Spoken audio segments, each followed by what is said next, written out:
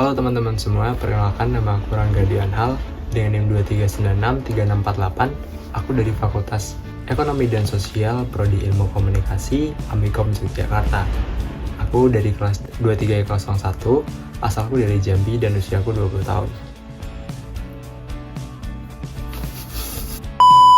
Kamu pernah nggak sih jadi pemimpin di sebuah organisasi gitu? Alhamdulillah pernah, tapi waktu zaman SMA dulu. Nah, itu di organisasi OSIS. Jadi di organisasi itu aku bukan jadi pemimpin organisasi OSISnya sih, tapi lebih ke koor di divisi dokumentasi. Itu tepatnya di SMA Negeri 3 Bungo atau asal daerahku. Sebutkan visi dan misi serta strategi Anda untuk organisasi. Visi dan misi sama strategi buat divisi dokumentasi, mungkin yang pertama kita punya program untuk selalu mendokumentasikan acara-acara yang waktu itu ada di SMA. Jadi kayak mulai acara HUT RI, terus perlombaan kelas meeting, terus ada acara HUT Jambi juga. Nah itu kita abadikan, terus kita punya sesi fotonya sendiri, kita punya sesi video sendiri.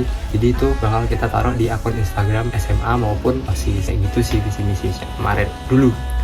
Strateginya kalau supaya semuanya terdokumentasikan dengan baik, itu tadi kita bagi job. Jadi ada yang benar-benar fokus di bagian foto, kemudian ada yang fokus di bagian video dan pengeditannya, seperti itu.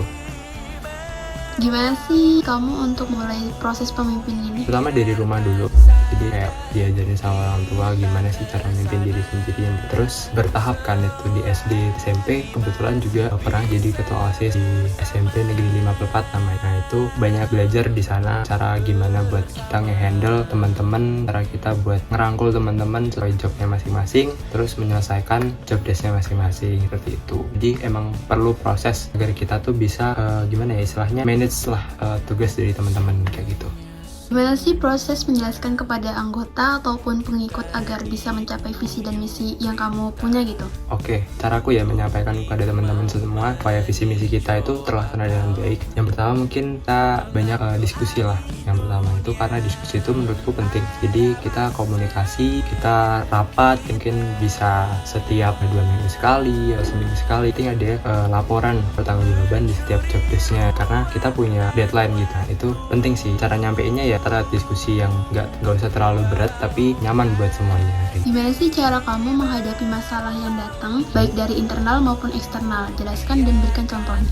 Oke, cara menghadapi masalah yang datang kayak dari internal maupun eksternal. Yang pertama kita menghadapi dengan kepala dingin ya. Contoh ya, misalnya masalah itu datang dari eksternal. Misalkan kalau di waktu aku ngehandle dokumentasi di SMA, pasti ada beberapa orang siswa lain yang bukan di organisasi kayak komen misalkan dokumentasinya kurang bagus atau fotoku kok nggak ada atau segala macamnya. Jadi hal-hal seperti itu kita sharing aja, jadi kayak kita tampung terus menjadi bahan evaluasi untuk dokumentasi di event-event atau di acara-acara selanjutnya. Kalau dari internal mungkin ya kita saling mengingatkan, terus saling merangkul lah. Jadi kita tuh membackup gitu, tapi tetap harus tanggung jawab di jobnya masing-masing. Gaya kepemimpinan apa sih yang kamu pakai untuk sebagai pemimpin?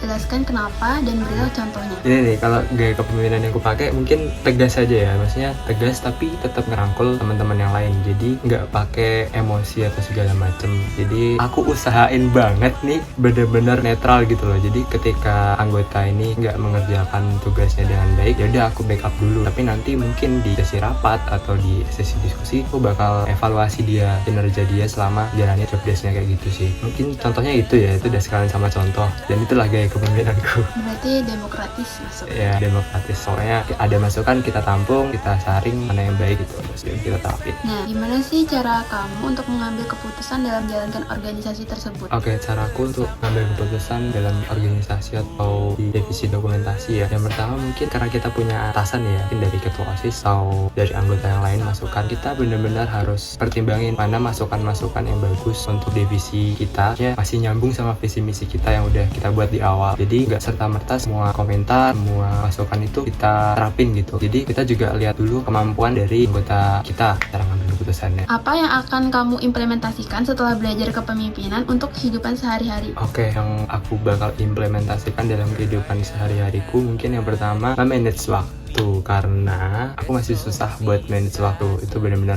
susah. terus cara kita buat membagi mana prioritas tugas yang paling penting, kayak mungkin tugas kuliah dulu baru tugas yang lain. Jadi di mata kuliah kepemimpinan ini aku banyak belajar buat cara kita memimpin diri kita sendiri sebelum kita memimpin orang lain. Di kepemimpinan kemarin juga dosen udah banyak ngasih ilmu tentang gaya kepemimpinan itu ada bermacam-macam, terus yang cocok denganku bakal aku terapin kalau aku jadi pemimpin di suatu organisasi lagi. Ya harapannya semoga itu berjalan dengan baik, terus benar-benar bermanfaat karena ini sangat bagus juga buat mahasiswa.